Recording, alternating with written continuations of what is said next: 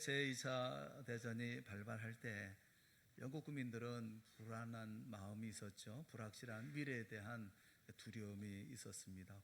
공포와 걱정이 있었죠. 그때 영국 황실과 그리고 당시 수상이었던 윈스턴 처칠은 영국 교회에 요청을 했습니다. 전쟁이 발발하던 그날 온 교회에서 같은 시간에 일제히 종을 울리도록 요청을 했던 것입니다. 이 종은 전쟁에도 불구하고 희망을 심어주기 위해서 모은 국민들에게 희망을 심어주기 위해서 희망의 종 이렇게 명명했죠. 당시 영국 황실은 영국 성공회에 존경받는 주교였던 윌리엄 템플 주교에게 전 국민에게 설교 방송을 의뢰했어요.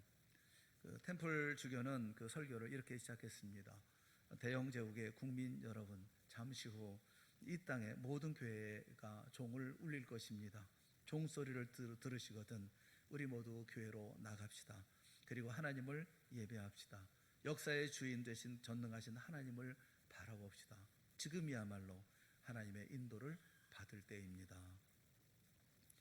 누군가는 이 일이 현실적인 대안이 결핍된 또 아주 매우 종교적이고 또 한편으로는 상투적인 그런 것이라고 비판했을지도 모릅니다. 하지만 이 상황에서, 이 전쟁이 벌어지는 이 상황에서 이보다 더 실제적인 그런 대안은 없을 것입니다. 역사의 모든 어려움과 고통과 또 환난이 하나님의 손길을 통해서 허용된 것이라는 사실을 믿는다면 하나님의 인도함 없이 고통으로부터의 탈출이나 해방은 불가능한 것이기 때문에 그렇습니다. 사랑하는 여러분, 우리 민족은 참으로 어려운 시기를 지나고 있습니다. 분열과 혼란, 또 침체와 방황, 또 그래서 곳곳에서 한숨과 탄식이 있지요. 가정은 흔들리고 내일에 대한 꿈조차 꿀 수 없는 그런 시대를 우리는 살고 있습니다. 개개인마다 가지고 있는 아픔이 있고 또 고난이 있고, 그래서 이럴 때야말로 주님의 인도가 절실하게 필요한 그런 때이죠. 문제는 주님의 인도를 우리가 어떻게 하면 주님의 인도를 받을 수 있을 것인지, 또 구체적으로 어떻게 주님의 인도를 우리는 경험할 수 있을지 하는 것이 우리가 가지고 있는 문제이겠습니다. 이 질문에 대한 대답을 위해서 2000년 전에 이스라엘 땅 동쪽에 살면서 주님의 특별한 인도, 비상한 인도를 경험했던 이런 사람들의 이야기를 우리가 함께 나누려고 합니다. 그 사람들은 바로 동방박사들입니다. 이들은 하나님의 특별한 인도를 경험했습니다. 어떻게 그들이 이런 인도를 받을 수 있었을까? 우리는 본문의 말씀을 묵상하면서 계속 이 질문을 우리가 함께 하면서 또 우리도 이 시대에, 어렵고 힘든 시대에 주님의 인도를 받는 우리 모두가 다 되어질 수 있기를 주님의 이름으로 축원합니다. 힘들고 어렵죠. 내일이 보이지 않죠. 애쓰고 노력하는데도 불구하고 어느 곳으로 가야 될지 우리의 힘으로 한계를 느끼는 것이 오늘 우리가 살고 있는 세상이 아니겠습니까? 주님의 인도가 절실합니다. 주님께서 나를 인도하시고 또 길을 열어주시고 또 그 길로 가게 되어진다면 우리가 온 힘을 다해서 달려갈 터인데 그런 길을 가기가 어렵지요. 그래서 오늘 본문의 말씀을 보면서 우리가 주님의 인도하심을 받으려고 하면 이 동방박사들이 어떻게 주님의 인도하심을 받았는지를 살펴보면서 우리도 이런 주님의 인도하심을 간절히 바라는 거예요. 그 세 가지를 우리가 함께 말씀을 좀 찾아봐서 함께 우리가 좀 말씀을 나눠야 되지 않을까 싶어요. 첫째는 이것입니다. 우리는 주님의 비전을 바라볼 수 있어야 된다는 것입니다. 주님의 비전을 품고 살아야 한다라는 거예요. 제가 어떤 분에게 이제 한번 붙들고 이런 질문을 한다고 여러분 가정해 봅시다. 제가 물어보면서 그래 최근에 삶 속에서 하나님의 인도를 경험하고 계십니까? 혹은 정말 하나님이 나를 인도하신다, 이런 하나님의 인도를 구체적으로 경험하고 계십니까? 이렇게 묻는다고 하면 많은 분들이 아마 당황해 하시리라고 생각을 합니다. 여러분, 성경은 하나님의 영으로 인도함을 받는 자들이 바로 하나님의 자녀다, 그렇게 말씀을 해요. 하나님의 자녀는 하나님의 영으로 인도함을 받는 자들입니다. 하나님의 인도라고 하는 것은 우리 크리스천들에게, 우리 하나님 섬기는 사람들에게는 당연한 특권입니다. 당연한 특권임에도 불구하고 오늘을 살아가는 크리스천들이 하나님의 인도를 경험하지 못하는 까닭은 어디 있을까요? 어떤 면에서는 과신일 수도 있고요, 어떤 면에서는 경험에 대한 의지일 수도 있을 것입니다. 하지만 대부분의 경우 그저 일상적인 삶, 또 무의미한 또 반복적인 사이클적인 이런 삶에 익숙해져 있는 까닭이 아닐까 하는 생각이 들어요. 어제 살았던 것처럼 오늘 살고, 오늘 산 것처럼 내일 살고, 그냥 사는 거지 뭐. 이렇게 살다가 가는 거지 뭐. 이런 모습들이 우리의 삶 가운데 너무 지배하고 있는 것은 아닐까. 이런데 너무 이런 삶에 익숙해져 있는 것은 아닐까. 도전도 없고 또 새로운 소망도 보이질 않고 우리가 갖고 있는 꿈도 보이지 않는, 여러분 삶에 대한 돌파구를 찾으려는 구체적인 기도가 없는 이유가 왜 그럴까요? 희망이 없기 때문에 그렇죠. 꿈이 없기 때문에 그런 것이 아니겠어요? 내 가슴을 설레게 하는 인생의 새로운 꿈을 발견했다고 하면 우리는 주님 앞에 엎드릴 것입니다. 주님 도와주세요. 주님 저를 인도해 주세요. 이런 하나님의 인도에 대한 열망을 주님 앞에 고백하지 않겠습니까? 사랑하는 여러분, 오늘 본문의 동방 박사들이 동방에서 잘 살던 사람들입니다. 존경받고 사랑받고 있었던 사람들입니다. 근데 이런 사람들이 갑자기 예루살렘을 향해, 베들레헴을 향해 여행을 시작합니다. 이 시작하게 된 이유가 뭘까요?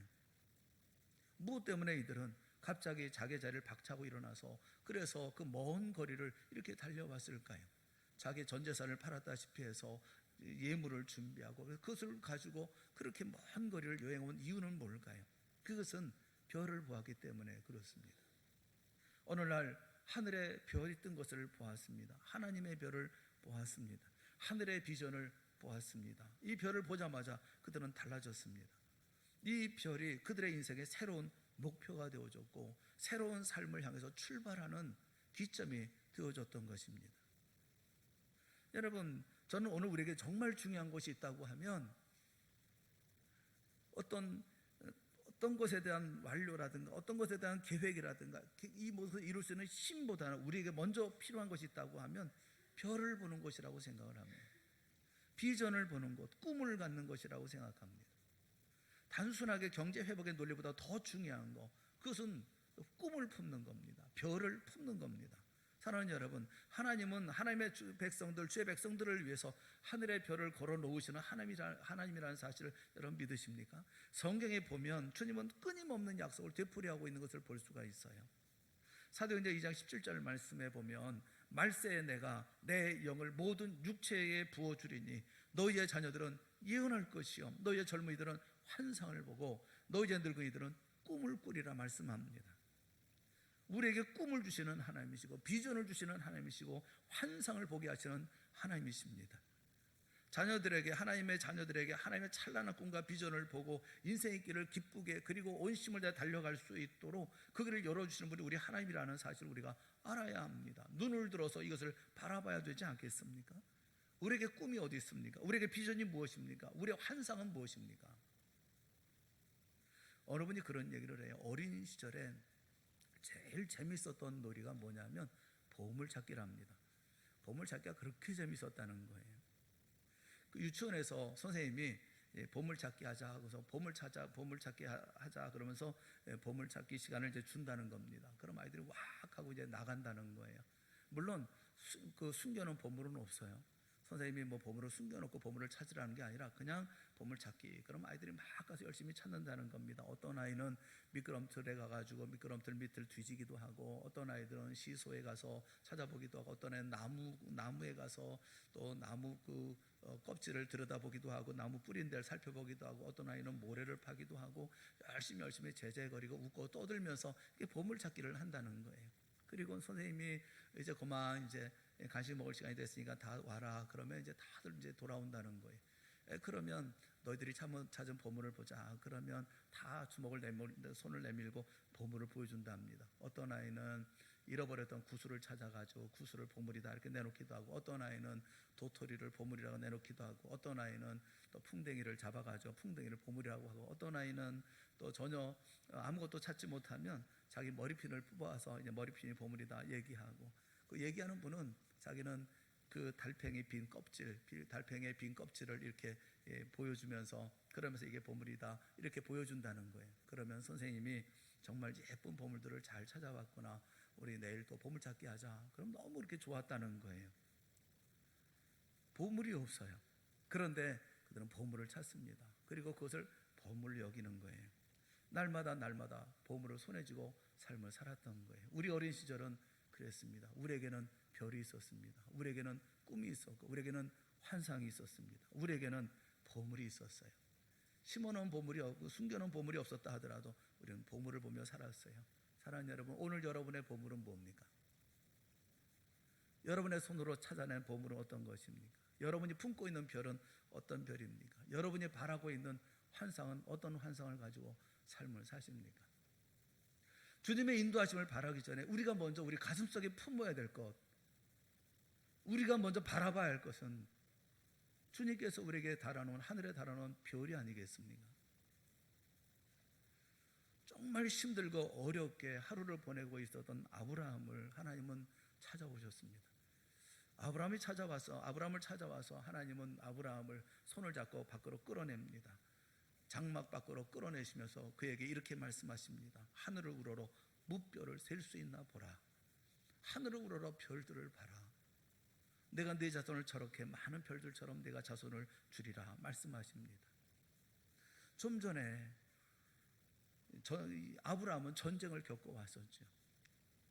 그돌라오멜의 4개국 연합군과 소돔 왕의 5개국 연합국이 전쟁을 벌여서, 그래서 소돔 왕의 이 연합군 5개국 연합국이 전쟁에 져버리고 말아서 자신의 조카 롯까지 전부 다 전쟁포로 다 끌려가게 되어진 그 소식을 듣고 아브라함은 자기 집에서 길리온 318명을 데리고 이 4개국 연합군에 대항해서 싸워서 그 모두를 이기고 그리고 그들을 다 데리고 왔던 것이죠. 하지만 이 싸움이 어떤 싸움인지 아브라함은 잘 압니다. 기습 공격하고 갑작스럽게 공격했기 때문에, 저들이 방심하고 있는 사이에 벌어진 전쟁이었기 때문에 우리가 이길 수가 있었던 건데, 저들이 전열을 정비해서 다시 돌아온다고 한다면 자신들의 생사를 확인할 수가, 다 장담할 수가 없는 거예요. 이런 공고하고 걱정스럽고 두렵고 공포 가운데 있을 때 하나님이 말씀하시는 거예요. 하나님께서 그를 찾아와서 하늘을 우러러 무별을 셀 수 있나 보라, 별을 보라. 그렇게 하나님께서 그에게 말씀하십니다. 하나님의 약속을 기억하라 말씀하십니다. 야곱이 형 에서를 피해서 그 삼촌 라반의 집으로 도망할 때 얼마나 허겁지겁 도망했는지, 아무것도 가져간 게 없어서 광야길, 그 캄캄한 광야길, 들짐승들이 오가는 광야길에 그저 돌을 베게 하면서 잠이 들었어요. 얼마나 피곤한지 잠이 들었어요. 그때 그 공고한 상황에 있을 때 그는 꿈을 꿉니다. 그곳에 돌베개하고 있었던 그 자리에서 꿈을 꿉니다. 하늘에 사닥다리가 놓이고 그 사닥다리 위에서 하나님께서 그에게 약속의 말씀을 하십니다. 내가 너와 함께 있어. 네가 어디로 가든지 너를 지키며 너를 이끌어 다시 이곳으로 돌아오게 할지라. 내가 네게 허락한 것을 다 이루기까지 나는 너를 떠나지 아니하리라. 약속하시는 약속의 말씀을 듣습니다. 요셉이 어렵고 힘든 가운데 삶을 살지 않습니까? 노예 자리에 있었습니다. 죄수의 자리에 있었습니다. 그리고 총리의 자리에 있다 하더라도 이것은 다른 나라, 내 나라가 아닌 자리, 외국의 사람들 가운데서 여러 가지 어려운 가운데 있었던 것이 요셉의 삶이 아니었습니까? 그를 인도하신 것이 뭡니까? 그에게 보여줬던 꿈이 아니었습니까? 그에게 보여줬던 꿈을 붙들고 그런 삶을 살아갑니다. 사랑하는 여러분, 우리에게도 주님께서 주신 약속의 말씀이 있지 않습니까? 보라, 내가 새 일을 이루리니 내가 이제 나타낼 것이라 말씀하십니다. 할 수 있거든요. 무슨 말이냐? 믿는 자에게는 능히 하지 못할 일이 없느니라. 그리고 볼지어다 내가 세상 끝날까지 너희와 항상 함께 있으리라 약속하고 계십니다. 사랑하는 여러분, 이 말씀이 여러분의 마음에 별이 되어지고 여러분의 마음에 예언이 되어지고 환상이 되어질 수 있기를 주님의 이름으로 축원합니다. 제게도 별이 있습니다. 제게 있는 그 별은 예수 그리스도입니다. 요한계시록 2장을 보면서 제가 마음이 굉장히 뛰었어요. 너무 고맙고 감사하더라고요. 요한계시록 2장에 보면 예수님을 사도 요한이 설명을 하고 있습니다. 예수님이 누구냐 하면, 어떤 분이냐 하면 금초대 사이를 다니시는 분인데 발에 끌리는 옷을 입고 있고 가슴에 금패를 두르고 있고 머리와 털은 흰 양털과 같이 눈과 같이 신 그런 분이시고, 눈은 불꽃과 같고 발은 풀불에 단련된 빛난 주석과 같고, 그리고 그분의 음성은 많은 물소리 같고, 오른손에는 일곱 뼈를 드셨고 입은 좌우 날성검이 나오고 있고, 얼굴은 해가 힘있게 비치는 것처럼 밝은 그분이 바로 예수님이다. 그렇게 설명을 해주고 있어요. 그 말씀을 보면서 제 가슴이 얼마나 뛰는지 몰라요. 주님을 뵙는 것처럼 제 마음에 하나의 별이 있다면 바로 예수 그리스도 주님이에요. 주님을 바라보며 그분을 바라보고 삶을 살아갑니다. 그분이 제 가슴에 품은 오직 하나의 별이에요. 여러분의 가슴에는 어떤 별이 있나요? 여러분이 품고 있는 것은 무엇입니까? 여러분은 무엇을 생각하고 무엇을 바라보며 여러분 삶을 살아갑니까? 어두운 하늘, 저 높은 곳에 하나님이 걸어놓으신 희망의 별을, 그런 비전을 볼 수 있다면 우리는 다시 일어설 수가 있습니다. 우리가 하나님의 인도를 받는 삶을 살기 원한다면 먼저 이 별을 품어야 합니다. 먼저 이 환상을 가져야 합니다. 먼저 이와 같은 비전을 품어야 합니다. 이 비전을 품는 순간에 내 인생은 끝난 것이 아니야. 주님께서 나와 함께 하시고 내게 주신 이 길을 걸어갈 수 있는 힘을 허락해 주실 거야 라는 힘이 샘솟게 되어지는 것 아니겠습니까? 하나님의 꿈을 보는 순간에 사랑하는 여러분, 좌절은 잃은 거예요. 우리는 아직도 하나님의 인도를 기도할 수 있다, 하나님의 인도를 기대할 수 있다는 사실을 꼭 믿으시기를 주님의 이름으로 축원합니다. 동방 박사들이 이 모든 길을 새롭게 출발할 수 있었던 것은 별을 품었기 때문에 그런 거예요.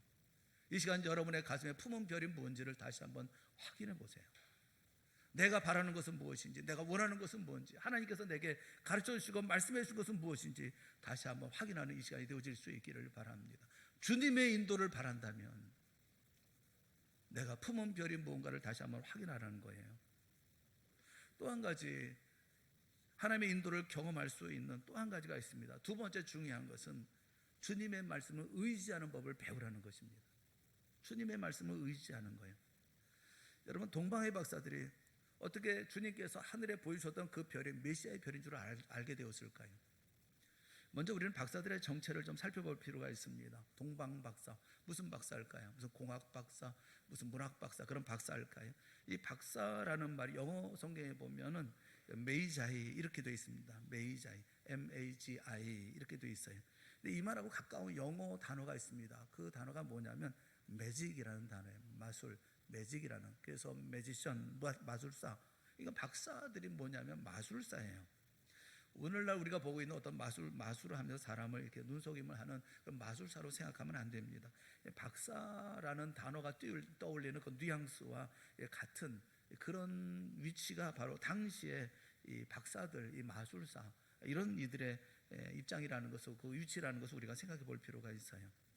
여러분, 다른 나라에 포로로 끌려갔다가 꿈 한번 해결해주고 풀어주고 출세한 유명한 사람이 있죠. 누굽니까? 그런 사람이 요셉이죠. 또 한 사람, 제 얼굴 쳐다보면 답이 나오네.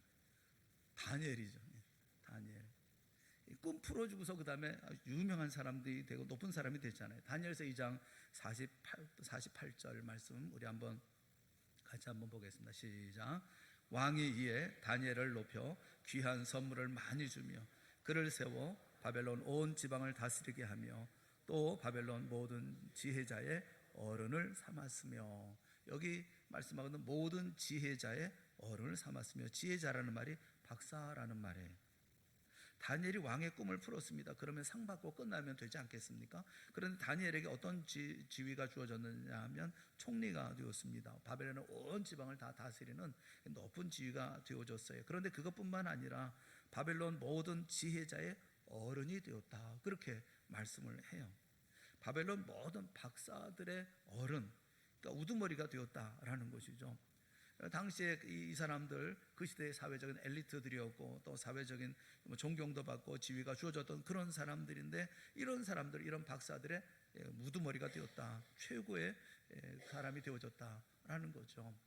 이런 사람인 다니엘에게 풀 수 없었던, 누구도 풀 수 없었던 꿈을 풀었던 다니엘이었기 때문에 이것이 어떻게 가능했는가 안 물어봤겠습니까? 어떻게 할 수가 있었습니까? 다니엘은 틀림없이 이렇게 대답했을 겁니다. 하나님이 도우셨습니다. 그리고 나에게 이런 지혜를 주는 놀라운 하나님의 말씀이 있습니다 라고 대답하지 않았겠어요? 다니엘은 그 사회, 그 시대의 사람들에게 하나님을 소개했을 것이고 하나님의 말씀, 성경을 알려주었을 것입니다. 바벨론이라는 외국 땅에 하나님의 말씀이 그래서 퍼지기 시작했고, 그들은 하나님의 말씀을 더 연구하고 또 다니엘을 통해서 하나님의 말씀을 들으면서 그 미래에 대한 예언의 말씀을 그들은 들었겠죠. 중요한 예언 가운데 하나가 민수기 24장 17절에 있는 말씀이에요.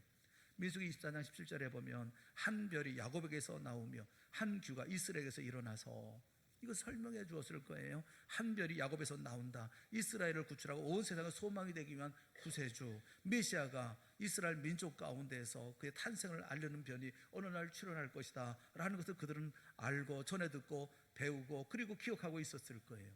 동방박사들은 어느 날 하늘에 별이 나타났을 때, 이상한 별 하나를 봤을 때, 초자연적인 별을 봤을 때 직감적으로 이것이 성경에 말씀하고 있는 야곱의 별, 초자연적인 별이지만 메시아의 별, 메시아가 오셨구나 하는 것을 그들은 알고 깨닫고 그리고 그들은 새로운 여정을 시작했던 거죠. 그런데 여러분, 한 가지 꼭 알아야 되는 게 뭐냐면 이 별이 계속해서 박사들을 인도했다 이렇게 생각하는 경향이 있어요. 별의 인도를 받아서 사막을 건너고 강을 건너고 들을 건너고 그리고 별 따라 드디어 예루살렘까지 왔다. 근데 그렇지 않습니다. 오늘 본문을 자세히 보면 이 별이 나타났다가 사라졌어요. 그들은 단지 이 별의 출현을 통해서 메시아가 오셨구나, 그렇다면 당연히 이스라엘 땅으로 가야 되겠구나, 그리고 그들은 예루살렘을 찾아온 것이죠. 예루살렘까지 오는 동안에 별을 보고 온 것이 아니라 말씀을 붙들고 온 거예요. 하나님의 약속의 말씀, 그 말씀 하나 붙들고 그 말씀의 주인공이 당연히 있어야 할 팔레스타인의 땅을 향해서 그들은 예루살렘까지 찾아온 것입니다. 그리고 사람들을 붙들고 묻습니다. 유대인의 왕이 어디서 태어났습니까? 인류의 왕이, 인류의 소망이 될 메시아는 어디서 태어났습니까? 그러자 제사장들과 서기관들이 그것을 도움을 주죠. 성경에 의하면 그분은 베들레헴에서 태어난다. 그래서 예루살렘에서 베들레헴으로 찾아가고 있었던 것입니다. 아주 가까운 거리거든요. 근데 그곳에 가다가 동방에서 나타난 별이 그 앞에 나타났다는 거예요. 마태복음 2장 9절 말씀 우리 한번 다 같이 봅시다. 시작. 박사들이 왕의 말을 듣고 갈새 동방에서 보던 그 별이 문득 앞서 인도하여 가다가 악이 있는 곳 위에 머물러 서 있는지라. 여기 동방에서 보던이라는 것은 보았던 과거예요. 과거 시제로 되어 있어요. 동방에서 보았던 그 별, 메시아의 탄생을 위해서 자신들에게 보여주었던, 출현했던 그 별을 보았습니다. 그것이 어디에 언제 나타났냐면 예루살렘에서 베들레헴으로 가는 길에 나타났어요. 얼마나 감격스러웠을까요? 그래서 그 다음 절에 보면 10절에 보면 그들이 별을 보고 매우 크게 기뻐하더라 그렇게 얘기를 하고 있어요. 이 별을 보니까 얼마나 놀라고 얼마나 감격스러웠겠습니까? 근데 여러분 분명히 알아야 되는 것은 뭐냐면, 그렇다면 그 동방에서부터 이 베들레헴까지 이거 별을 보기까지 그들을 인도한 것은 별이 아니라 뭐였겠습니까? 말씀이죠. 약속의 말씀을 붙들고 온 것이죠. 말씀을 붙들고 찾아온 거예요. 별도 중요해요. 깨닫고 아는 것도 중요해요. 그러나 말씀을 붙들고 나아가는 것도 중요한 거예요. 사랑하는 여러분, 우리가 하나님의 인도를 경험하기 위해서 의지해야 할 중요한 방편 가운데 하나가 하나님의 말씀이라는 사실을 꼭 믿으시기를 바랍니다. 기적은 항상 일어나지 않아요. 기적은 가끔 일어나기 때문에 기적이라고 그러는 것입니다. 기적이 없을 때는 그럼 어떻게 합니까? 인생 살다 보면 어느 날 하나님의 은혜를 체험할 때가 있어요. 하나님의 능력을 체험합니다. 그리고 하나님의 놀라운 은혜를 체험하고 하나님의 힘을 체험합니다. 하나님의 기적이, 그러나 기적이 그쳐버린 날, 살다 보면 어두운 캄캄한 어둠을 헤매는 이 고독한 밤이 있잖아요. 기적이 없는 밤, 여러분 어떻게 하시는 겁니까? 그때 우리가 의지할 것은 하나님의 말씀인 거예요. 여러분, 신앙의 근거가 언제나 말씀인 줄 여러분 아시죠? 믿음은 어디서 납니까? 들음에서 납니다. 들음은 무엇으로 말미암습니까? 그리스도의 말씀으로, 하나님의 말씀으로, 말씀을 근거로 하는 것 아니겠어요? 그렇기 때문에 우리가 삶을 살아가면서 기적이 없다고 절망하지 마세요. 내 삶에 기적이 일어나지 않는다고 체념하지 마세요. 우리가 살아가는 삶에 언제나 기적이 우리를 인도하시는 게 아니에요. 하나님 능력만이 인도하시는 게 아니에요. 어떤 체험만이 있는 게 아니고 어떤 역사가 있어서 내 길을 열어주시는 것만이 아니에요. 어두운 밤, 기적이 없는 어두운 밤에도 나는 하나님의 말씀을 붙드는 것입니다.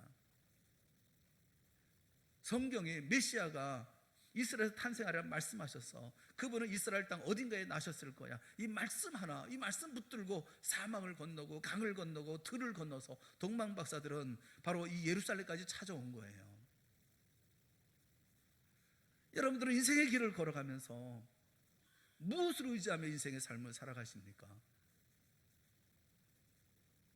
내게 기적이 나타나야 되고 은혜가 나타나야 되고 체험적인 역사가 있어야 되고 하나님께서 내 길을 다 열어주셔야 되고 홍해 같은 역사가 늘 있어야만 됩니까? 하나님께서 늘 그렇게 하시나요? 그러지 않을 때는 어떻게 하십니까? 기를 쓰잖아요. 애를 쓰잖아요. 노력하고 힘쓰잖아요. 그것으로 되는 게 아니라 말씀을 붙들라고요. 말씀을 붙들고 나아갈 때 하나님의 인도하심이 있는 것이지, 하나님의 말씀을 붙들고 약속의 말씀을 붙들고 그리고 확신하고 그 길을 걸어가는 모습이 있어야 되는 거 아니겠어요? 내 인생이 사막을 헤맬 때, 내 인생이 캄캄한 어둠을 헤맬 때, 내 머리 위에 기적의 별이 나타나지 않는다 할지라도 여러분 절망할 이유가 없습니다. 말씀을 우리에게 주신 하나님이 계시기 때문에 말씀을 붙들고 나아가고 말씀을 의지하며 나가면 되는 것이 아니겠어요? 주님의 말씀을 의지하고 배우는 저와 여러분, 우리 모두가 되어질 수 있기를 주님의 이름으로 축원합니다. 주님의 인도를 받기를 원합니까? 그렇다면 말씀으로 돌아가세요. 말씀 붙들고 강도 건너고 사막도 건너고 캄캄한 어둠도 건너고 그 길을 건너야 되는 거 아니겠어요?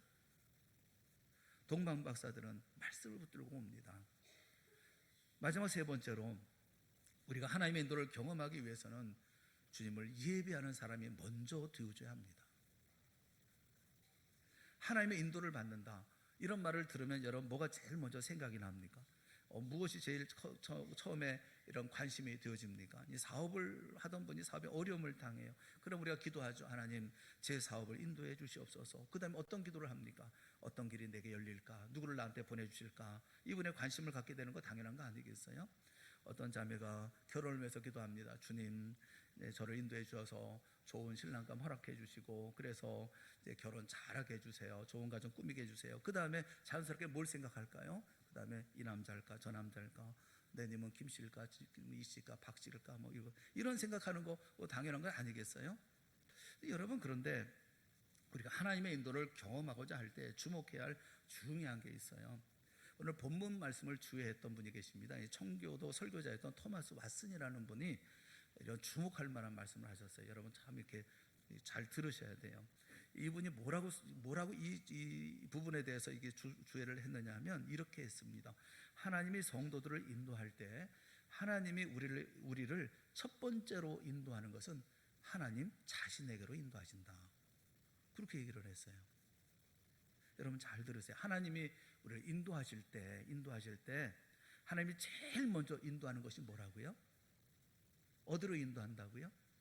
하나님 앞으로. 하나님이 우리를 인도할 때 우리를 어디로 인도하십니까? 사업의 성공으로요?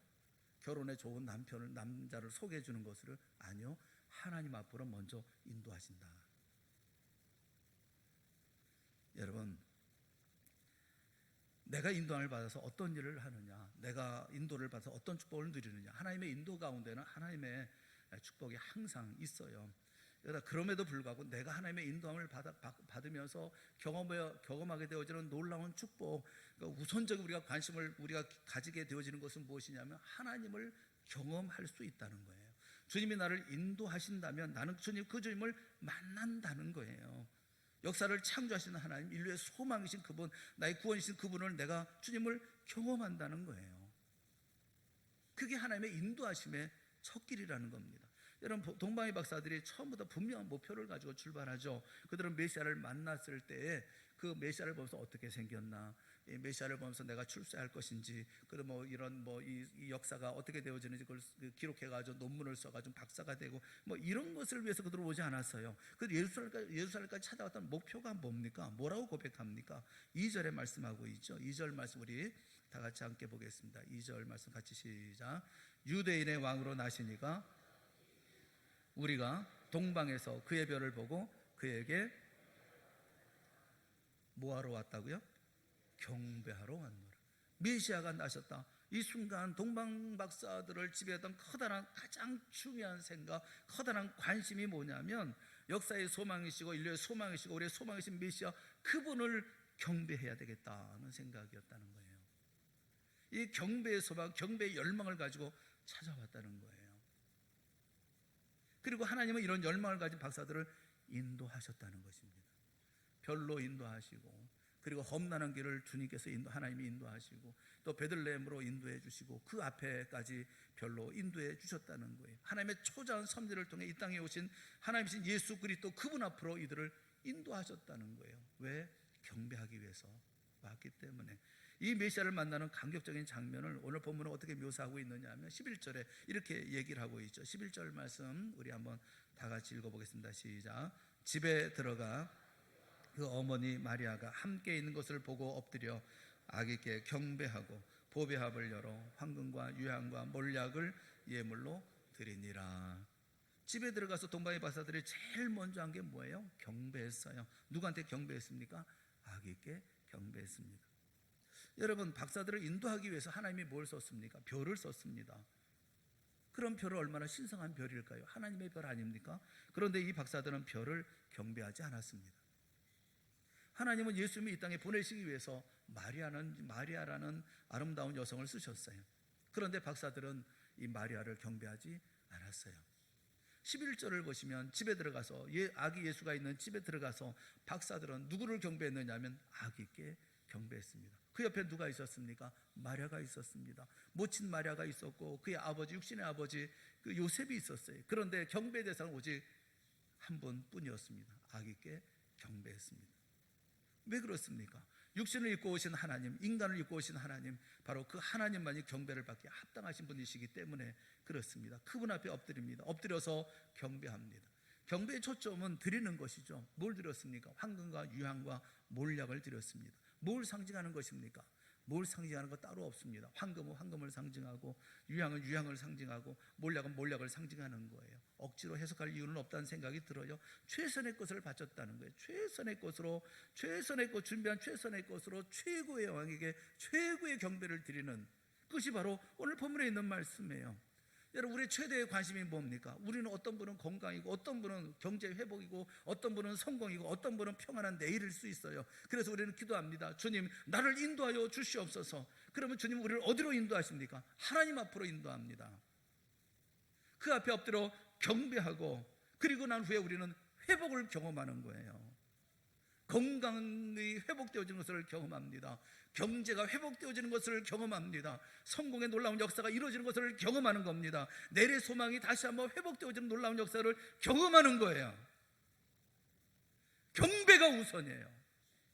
경배할 때 주님 우리의 길을 인도하시는 거예요.